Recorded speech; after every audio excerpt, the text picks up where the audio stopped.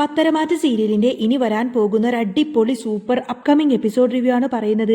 അങ്ങനെ നന്ദു സച്ചിദാനന്ദനെ അറസ്റ്റ് ചെയ്ത് കൊണ്ടുപോയിട്ട് നേരെ കോടതിയിൽ ഹാജരാക്കുന്നുണ്ട്. അനി പറയുന്നുണ്ട്, ഇതുകൊണ്ടൊന്നും സച്ചിദാനന്ദനെ അകത്താക്കാനൊന്നും പറ്റില്ല നന്ദു. അവൻ നല്ല കാശെറിഞ്ഞുകൊണ്ട് തന്നെ അതിൽ നിന്നൊക്കെ ഊരിപ്പോരും. ഇപ്പൊ തൽക്കാലം അവനെ സർവീസിൽ നിന്നും സസ്പെൻഡ് അല്ലേ ചെയ്തിട്ടുള്ളൂ.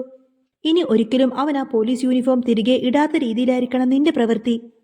അന്നേരം നന്ദു പറഞ്ഞത്, അതിന് ആ മരണപ്പെട്ട കുടുംബത്തിന് വക്കീലിനെ വെച്ചിട്ട് വാദിക്കാനുള്ള സാമ്പത്തികമൊന്നും ഇല്ലാനി. സച്ചിദാനന്ദൻ ഇപ്പൊ തന്നെ ജാമ്യമെടുത്തു. ഇനി പെട്ടെന്ന് തന്നെ അവൻ ഈ കേസിൽ നിന്നും ഊരിപ്പോരാൻ നല്ല സാധ്യതയുണ്ട്. ഇവരുടെ സംസാരം കേട്ടുകൊണ്ടായിരിക്കട്ടെ നവീൻ വക്കീൽ അങ്ങോട്ടേക്ക് വരുന്നത്. നവീൻ പറയുന്നുണ്ട്, ആ കാര്യമോർത്ത് അനിയും നന്ദു പേടിക്കണ്ട. സച്ചിയെ പോലുള്ള കൊടും ക്രിമിനൽസിനെ ഒരിക്കലും രക്ഷപ്പെടാനൊന്നും ഞാൻ അനുവദിക്കില്ല. കാരണം മരണപ്പെട്ട ആ കുടുംബത്തിന് നീതി വാങ്ങിക്കൊടുക്കേണ്ടത് എന്നെ പോലുള്ള വക്കീലന്മാരുടെ കടമയല്ലേ. അതേതായാലും എനിക്ക് പറ്റും. ഒരു രൂപ പോലും ഫീസ് വാങ്ങിക്കാതെ ഞാൻ തന്നെ ഈ കേസ് ഏറ്റെടുത്ത് വാദിച്ചോളാം എന്നൊക്കെ പറയട്ടെ നവീന്. ഇനിയിപ്പോ അവൻ എത്ര കാശ് എറിഞ്ഞാലും എത്ര വക്കീലിനെ വെച്ചാലും ഞാൻ ഏതായാലും സച്ചിയെ പൂട്ടും. അതേതായാലും ഇപ്പൊ ഞാൻ നന്ദുവിന് തരുന്ന വാക്കാണെന്നൊക്കെ പറയട്ടെ നവീന്. ഇത് കേട്ടതോടുകൂടെ തന്നെ അനിക്കും നന്ദുവിനും ഒരുപാട് സന്തോഷമായിരിക്കും. നന്ദു പിന്നെ നവീനോട് താങ്ക്സ് ഒക്കെ പറയുന്നുണ്ട്. പിന്നീട് അങ്ങനെ സച്ചിയെ കാണാൻ വേണ്ടിയിട്ട് അനാമികയും വേണു നേരെ സച്ചിദാനന്ദന്റെ വീട്ടിലേക്ക് പോകുന്നുണ്ട്. സഹതാപത്തോടു കൂടി സംസാരിക്കാട്ടോ, സാറിന്റെ കാര്യം ഏതായാലും ഭയങ്കര കഷ്ടമായി പോയി. ഇപ്പോ കല്യാണം ഏതായാലും മുടങ്ങിയതോടുകൂടി തന്നെ അനി ഏതായാലും 24 മണിക്കൂറും അവളുടെ പുറകെ ഇങ്ങനെ ചുറ്റി തിരിഞ്ഞു നടക്കുകയാണ്. അത് കേൾക്കുന്ന സമയത്തിന് സച്ചിദാനന്ദന് ഭയങ്കര ദേഷ്യം വരട്ടെ. സച്ചിദാനന്ദൻ പറയുന്നുണ്ട്, അവരെ രണ്ടുപേരേതായാലും ഞാൻ വെറുതെ വിടില്ല അനാമികയെ. എന്നെ അകത്താക്കിയവളാണ് അവള്. എന്നെ എത്രമാത്രം അവൾ നാണം കെടുത്തിയെന്നറിയോ. എന്നെ ഈ ഒരു അവസ്ഥയിലാക്കിയിട്ട് അവള് മാത്രം അങ്ങനെ സുഖിച്ച് ജീവിക്കാൻ പാടില്ല എന്നൊക്കെ പറഞ്ഞ് സച്ചി ദേഷ്യപ്പെടും. ഇതേ സമയത്തിന് സച്ചിദാനന്ദന്റെ വീട്ടിലേക്ക് നന്ദു അനിയും കൂട്ടിക്കൊണ്ട് അങ്ങോട്ടേക്ക് വരുന്നുണ്ട്. എന്നാൽ അവിടെ വെച്ച് അനാമികയെ കാണുന്ന സമയത്തിന് നന്ദുവിന് ദേഷ്യം വരട്ടെ. നന്ദു ചോദിക്കുന്നുണ്ട്, നീ എന്താണ് ഇവിടെ? ആ സമയത്ത് നിന്നെയും പിടിച്ച് അകത്താക്കേണ്ടതായിരുന്നു. തലനാരിഴക്കാണ് നീ രക്ഷപ്പെട്ടത്. അനി പറഞ്ഞിട്ട്, നിനക്ക് എന്തുകൊണ്ട് ചേരുന്നത്? ഈ സച്ചിയെ പോലുള്ള പയ്യനാടി. നിങ്ങൾ രണ്ടുപേരും തന്നെയാണ് ഒന്നിക്കേണ്ടിയിരുന്നത്. ഇത് കേട്ടിട്ട് ഒട്ടും തന്നെ സഹിക്കാൻ കഴിയാതെ അനാമിക ദേഷ്യത്തോടു കൂടെ തന്നെ വേണുവിനെ വിളിച്ചുകൊണ്ട് അവിടെ നിന്നും പോവും. ഇതേ സമയത്ത് അനിയാണെങ്കിൽ സച്ചിയെ ദേഷ്യം പിടിപ്പിക്കാൻ വേണ്ടിയിട്ട് നന്ദുവിനെ ഇങ്ങനെ തോളോട് ചേർത്ത് പിടിക്കുന്നുണ്ട്. എന്നിട്ട് സച്ചിദാനന്ദനോട് പറയുന്നുണ്ട്, കണ്ടില്ലേ, ഇവൾ എന്റെ പെണ്ണാണ്. അല്ലാതെ നിന്നെ പോലുള്ള ക്രിമിനലുകൾക്കൊന്നും വിവാഹം കഴിക്കാൻ ഞാൻ ഇവളെ വിട്ടുതരില്ലടാ. ഇനി ഞങ്ങൾ ഏതായാലും വിവാഹം കഴിച്ചു കഴിഞ്ഞാൽ ആദ്യം വന്നത് നിന്റെ മുന്നിലേക്കായിരിക്കും. അത് കാണാനുള്ള ഭാഗ്യം നിനക്കുണ്ടായാൽ മാത്രം മതി. എടാ, നീ ആദ്യം പോയിട്ട് നീ നിന്റെ സ്വന്തം ഭാര്യയും മക്കളെയും ആദ്യം നേരെ നോക്കാൻ പഠിക്കടാ. എന്നിട്ട് അതും മറന്നുകൊണ്ട് തന്നെ യാതൊരു ഉളുപ്പുമില്ലാതെ അവൻ വീണ്ടും പെണ്ണ് കെട്ടാൻ നടക്കില്ലേ എന്നൊക്കെ പറഞ്ഞ് ദേഷ്യപ്പെട്ടുകൊണ്ട് തന്നെ അനി സച്ചിയുടെ മുഖം നോക്കിയിട്ട് ഒരൊറ്റന്നങ്ങ് പൊട്ടിക്കാണ്. പിന്നീട് കാണിക്കുന്നത് അനന്തപുരിയിൽ എല്ലാവരും സ്വീകരിച്ചുകൊണ്ട് തന്നെ നവീൻ വക്കീൽ അങ്ങോട്ടേക്ക് വരുന്നുണ്ട്. മുത്തശ്ശിയും നയനയും ദേവേനയൊക്കെ വളരെയധികം സന്തോഷത്തോടു കൂടി ആയിരിക്കും അവരെ സ്വീകരിക്കുന്നത്. ഭക്ഷണം കഴിച്ചുകൊണ്ടിരിക്കുന്ന സമയത്ത് നവീൻ പറയുന്നുണ്ട്, നയനെടുത്തി ഉണ്ടാക്കിയ ഭക്ഷണമൊക്കെ നല്ല രുചിയുണ്ട്. ഇത്രയും രുചിയുള്ള ഭക്ഷണം ഞാൻ ഇന്നേ വരെ കഴിച്ചിട്ടില്ല എന്നൊക്കെ പറഞ്ഞ് നവീൻ ആ ഒരു ഭക്ഷണം അങ്ങനെ ആസ്വദിച്ച് കഴിക്കുന്നത് കാണുന്ന സമയത്തിന് നയനക്കൊക്കെ ഒരുപാട് സന്തോഷമാവുന്നുണ്ട്. ദേവയാനി പറഞ്ഞിട്ട്, ഇനി ഞാൻ ഏതായാലും എൻ്റെ മരുമകളെ കുറച്ചു കാലത്തേക്ക് അടുക്കളയിലേക്കൊന്നും കയറ്റില്ല. ഇനി മുതൽ കുറച്ച് നന്നായിട്ട് റെസ്റ്റ് എടുക്കേണ്ട സമയമാണ് അവൾക്ക് എന്നൊക്കെ പറഞ്ഞുകൊണ്ട് തന്നെ ദേവയാനി നയനെ ഇങ്ങനെ ചേർത്ത് പിടിക്കും. അനന്തപുരിയിൽ വെച്ചുകൊണ്ട് തന്നെ നവീൻ ഇങ്ങനെ ചന്തുമോളെയും അവിടെ വെച്ച് കാണും. നവ്യെ കാണുന്ന സമയത്തിന് നവീൻ ചോദിക്കുന്നുണ്ട്, അല്ല നവ്യെ, നിന്റെ ചേച്ചിക്ക് ഒരു കുഞ്ഞ് ജനിക്കാൻ പോവാണെന്നൊക്കെ പറഞ്ഞ് നിന്റെ മുഖത്തെന്താ പ്രത്യേകിച്ചൊരു സന്തോഷമൊന്നും കാണുന്നില്ലല്ലോ. നവ്യ പറഞ്ഞിട്ട്, അതെ, ഈ വിശേഷം കേട്ടിട്ട് എനിക്കത്ര വലിയ സന്തോഷമൊന്നും തോന്നുന്നില്ല നവീൻ. കാരണം എൻ്റെ അനിയത്തിയുടെ ഭർത്താവ് അത്ര നല്ലവനൊന്നുമല്ല. അവിടെ കളിച്ചുകൊണ്ടിരിക്കുന്ന കുഞ്ഞില്ലേ ചന്തുമോള്, അത് ആദർശേട്ടന്റെ സ്വന്തം കുഞ്ഞാണ്. അതായത് കല്യാണത്തിന് മുൻപേ തന്നെ ആദർശേട്ടന്റെ കാമുകിയിൽ ആദർശേട്ടനുണ്ടായ കുഞ്ഞ്. ഇത്ര കാലമായിട്ട് എൻ്റെ നയനെ ആദർശേട്ടൻ വഞ്ചിക്കുമായിരുന്നു. ഇങ്ങനെയുള്ളൊരു സാഹചര്യത്തിൽ അനിയത്തിയുടെ വിശേഷം അറിഞ്ഞിട്ട് ഞാൻ സന്തോഷിക്കണോ അതോ സങ്കടപ്പെടണോ? നവീൻ തന്നെ പറ. ഈ അനന്തപുരി തറവാട്ടിൽ അന്തസ്സും അഭിമാനമുള്ള ഒരേ ഒരാൾ മാത്രമേ ഉള്ളൂ. അത് എൻ്റെ ഭർത്താവ് അഭിയാണ്. അല്ലാതെ എല്ലാവരും ഇങ്ങനെ പുകഴ്ത്തി വാഴ്ത്തുന്ന ആദർശേട്ടനൊന്നും അല്ല എന്ന് പറയുന്ന സമയത്ത് തന്നെ നവീൻ പറയുന്നുണ്ട്, പക്ഷേ ഇതൊന്നും കേട്ടിട്ട് എനിക്കങ്ങനെ ആദർശേട്ടനെ സംശയിക്കേണ്ടതൊന്നും തോന്നുന്നില്ലല്ലോ. അയാൾ അങ്ങനെയൊന്നും ചെയ്യുമെന്ന് എനിക്ക് തോന്നുന്നില്ലല്ലോ. ഇത് കേട്ടിട്ട് എനിക്ക് വിശ്വാസം വരുന്നില്ലല്ലോ നവ്യെന്ന് ചോദിക്കാണ് നവീൻ. ഇതിലെന്തോ ദുരൂഹതയുണ്ട്. മൂർത്തി സേർ വളർത്തിയ കൊച്ചുമക്കൾ ഒരിക്കലും വഴി പിഴച്ചു പോവില്ല. ഈ സംഭവിച്ചതിലെന്തോ അന്വേഷിക്കാനുണ്ട് എന്നിങ്ങനെ നവീൻ സംശയത്തോടു കൂടെ പറയുന്ന സമയത്ത് നവ്യ ചോദിക്കുന്നുണ്ട്, ഇനി എന്ത് അന്വേഷിക്കാനാണ്? ഇവിടെ ആദർശേട്ടൻ തന്നെയാണ് മോശക്കാരൻ. ആദർശേട്ടൻ അത് ഉറപ്പിച്ചു പറയുകയും ചെയ്തു. അതുകൊണ്ട് ആദർശേട്ടൻ തന്നെയാണ് തെറ്റ് ചെയ്തിരിക്കുന്നത് എന്നൊക്കെ പറഞ്ഞ് ഉറച്ച നിലപാടുകളിൽ നിൽക്കുമായിരിക്കും നവ്യ. എന്നാൽ നവ്യ പറയുന്ന വാക്കുകളൊന്നും തന്നെ നവീന് വിശ്വസിക്കാൻ കഴിയുന്നില്ല. നവീന് ഒരു സംശയം തോന്നിയത് കൊണ്ട് തന്നെ നവീൻ ആരും അറിയാതെ പിന്നെ അബിയെ ഫോളോ ചെയ്യാൻ തുടങ്ങും. അവൻ ആരൊക്കെ പോയി കാണുന്നു, ആരോടൊക്കെ സംസാരിക്കുന്നു, ആരോടൊക്കെ കൂട്ടുകൂടുന്നു എന്ന കാര്യങ്ങളെല്ലാം തന്നെ നവീൻ കളക്ട് ചെയ്യുന്നുണ്ട്. ഇതേ സമയത്താണെങ്കിൽ അനന്തപുരിയിൽ വെച്ച് ദേവേൻ ഒരു തീരുമാനമെടുക്കാൻ പോവാണ്. ആദർശ് മോൻ ഒരച്ഛനാവാൻ പോവാണ്. നാളെ ആ കുഞ്ഞു വളർന്നു വരുന്ന സമയത്തിന് സ്വന്തം അച്ഛനൊരു മോശക്കാരനാണെന്ന് പറഞ്ഞു കഴിഞ്ഞാൽ അത് പിന്നെ ആ കുഞ്ഞിന്റെ ഭാവിയെ തന്നെ ബാധിക്കും. അതുകൊണ്ട് ചന്തുമോളുടെ യഥാർത്ഥത്തിലുള്ള അച്ഛൻ ആരാണെന്നുള്ള കാര്യം ഞാൻ എല്ലാവർക്കും മുന്നിൽ വെളിപ്പെടുത്താൻ പോവാണ്. അതോടുകൂടി തന്നെ എന്റെ മകന്റെ തലയിൽ അങ്ങ് ചാർത്തിക്കൊടുത്ത് ചീത്ത പേരങ്ങ് മാറുമല്ലോ എന്നൊക്കെ പറഞ്ഞ് ദേവേനെ ദേഷ്യം പിടിക്കുന്ന സമയത്ത് തന്നെ പറയുന്നുണ്ട്, വേണ്ടമ്മേ, ചന്തുമോള് എന്റെ മകളായിട്ട് തന്നെ വളരും. എന്റെ മൂത്ത മോളായിട്ട് ചന്തുമോൾ ഇവിടെ വളരും. എന്റെയും ആദർശേട്ടന്റെ മൂത്ത മോളായിട്ട് അവൾ ഇവിടെ തന്നെ വളരട്ടെ. എന്റെ നവ്യേച്ചി ഒരു കാരണവശാലും ഈ സത്യം അറിയരുത്. സത്യം അറിഞ്ഞു കഴിഞ്ഞാൽ പിന്നെ ഒരിക്കലും നവ്യേച്ചി ജീവിച്ചിരിക്കില്ല. ഈ സത്യം ആരോടും അമ്മ പറയണ്ട. വെറുതെ ഇതിന്റെ പേരിൽ ഒരു പ്രശ്നം ഉണ്ടാക്കാനൊന്നും നിൽക്കല്ലേ. നയന വീണ്ടും വീണ്ടും റിക്വസ്റ്റ് ചെയ്യുന്ന സമയത്തിന് ഇനി നയനെ സങ്കടപ്പെടുത്തണ്ട എന്ന് ചിന്തിച്ചത് കൊണ്ട് മാത്രം ദേവേനെ പിന്നെ അതിനെ പറ്റിയിട്ട് ഒന്നും മിണ്ടാതെ അങ്ങനെ അടങ്ങി നിൽക്കുവാണ്. പിറ്റേ ദിവസം രാവിലെ തന്നെ നവീൻ അനന്തപുരി തറവാട്ടിലേക്ക് വരുന്നുണ്ട്. എന്നിട്ട് എല്ലാവരെയും വിളിച്ചു കൂട്ടിക്കൊണ്ട് തന്നെ പറയുന്നുണ്ട്, പ്രധാനപ്പെട്ട ഒരു കാര്യം പറയാൻ വേണ്ടിയിട്ടാണ് ഞാൻ ഇപ്പം ഇങ്ങോട്ടേക്ക് വന്നിരിക്കുന്നത്. ഈ ഒരു കാര്യം അറിയുമ്പോൾ ആദർശേട്ടനോടുള്ള തെറ്റിദ്ധാരണയ്ക്ക് എല്ലാവർക്കും മാറിയിരിക്കും. ആദ്യം നവ്യാണ് ഈ ഒരു കാര്യം കേൾക്കേണ്ടത് എന്ന് പറയുന്ന സമയത്തിന് എന്താ നവീൻ, എന്താ കാര്യമെന്ന് ചോദിക്കാണ് നവ്യ. അതേ നവ്യെ, എല്ലാം തുറന്നു പറയാൻ തന്നെയാണ് ഞാൻ വന്നിരിക്കുന്നത്. നവ്യയുടെ ഭർത്താവല്ലേ ഈ നിൽക്കുന്ന അബി, എല്ലാം ഞാൻ പറയാം. ഞാൻ ഇയാളെ പറ്റിയിട്ട് ഒരുപാട് കാര്യങ്ങൾ അന്വേഷിച്ചു. അന്വേഷണത്തിനൊടുവിൽ തന്നെ ആദർശേട്ടനാണ് നല്ലവണെന്ന് മനസ്സിലായി. നന്ദുവിനെ കല്യാണം കഴിക്കാമെന്ന ആ ഫ്രോഡ് സച്ചിയില്ലേ, അവനേക്കാൾ വലിയ ഫ്രോഡാണ് ഈ നിൽക്കുന്ന അബി. ഞാൻ ഈ പറയുന്നതൊക്കെ കേട്ടിട്ട് നവ്യക്ക് ഒരു പക്ഷെ വിശ്വസിക്കാൻ ബുദ്ധിമുട്ടുണ്ടായിരിക്കും. പക്ഷേ എന്റെ കയ്യിൽ അതിനൊക്കെയുള്ള വ്യക്തമായിട്ടുള്ള തെളിവുകളുണ്ട്. അങ്ങനെ നവീൻ താൻ ശേഖരിച്ച തെളിവെല്ലാം തന്നെ നവ്യക്ക് കാണിച്ചു കൊടുക്കുന്നതും കണ്ടുകൊണ്ട് തന്നെ വേഗം അങ്ങോട്ടേക്ക് ഓടി വരട്ടെ ആദർശ നയനയും. എന്നിട്ട് പറഞ്ഞിട്ട്, നവീൻ പ്ലീസ് ദയവ് ചെയ്ത് ഈ സത്യങ്ങളൊന്നും ഒരിക്കലും നവ്യേച്ചി അറിയരുത്. എന്റെ ചേച്ചി ഇത് അറിഞ്ഞു കഴിഞ്ഞാൽ ആകെ പ്രശ്നമായിരിക്കും എന്ന് പറയുന്ന സമയത്തിന് നവീൻ പറഞ്ഞിട്ട്, അയ്യോ നയനെ, ഈ വീട്ടിലൊരു പ്രശ്നമുണ്ടാക്കാനൊന്നുമല്ല ഞാൻ ഇങ്ങോട്ടേക്ക് വന്നിരിക്കുന്നത്. ആദർശേട്ടൻ എന്റെ ബെസ്റ്റ് ഫ്രണ്ടാണ്. അതുകൊണ്ട് അവരെ രക്ഷിക്കേണ്ടത് എന്റെ കടമയല്ലേ. നവ്യയുടെ ഭാവി ജീവിതം ഇനിയെങ്കിലും നന്നായി പോവാൻ തന്നെയാണ് ഞാൻ ഇങ്ങോട്ടേക്ക് വന്നിരിക്കുന്നത്. ഈ ഫോട്ടോയിൽ കാണുന്നത് അബിയും അനഘയും തമ്മിലുള്ള ഫോട്ടോസും വീഡിയോസും ഒക്കെയാണ്.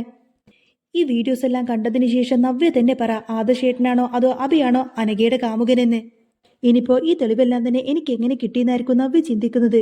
നവ്യെ, ഞാനൊരു വക്കീലല്ലേ. അതുകൊണ്ട് ഇതുപോലുള്ള തെളിവുകളൊക്കെ സംഘടിപ്പിക്കാൻ എനിക്കൊരു പ്രശ്നം ഉണ്ടാവില്ലല്ലോ. ഈ ഫോട്ടോസും വീഡിയോസും ഒന്നും ഫേക്കല്ല, ഇതൊക്കെ സത്യമാണ്. ഇത് ഫേക്കാണോ അല്ലയോ എന്ന് നിനക്ക് എവിടെ വേണമെങ്കിലും കൊണ്ടുപോയിട്ട് പരിശോധിക്കാം. വീഡിയോസ് എല്ലാം കാണുന്ന സമയത്തിന് നവ്യക്കങ്ങ് വല്ലാതാവുന്നത്. നവ്യ പറഞ്ഞത്, ഇല്ല, ഇത് ഞാൻ വിശ്വസിക്കില്ല, ഒരിക്കലും ഞാനിത് വിശ്വസിക്കില്ല. എന്റെ അബി ഒരിക്കലും ഇങ്ങനെ ചെയ്യില്ല എന്നൊക്കെ പറഞ്ഞ നവ്യ ഇങ്ങനെ പൊട്ടിക്കറിയാണ്. ആ സമയത്തിന് നവീൻ പറഞ്ഞത്, നവ്യ ഇതേതായാലും നീ വിശ്വസിച്ചേ പറ്റൂ.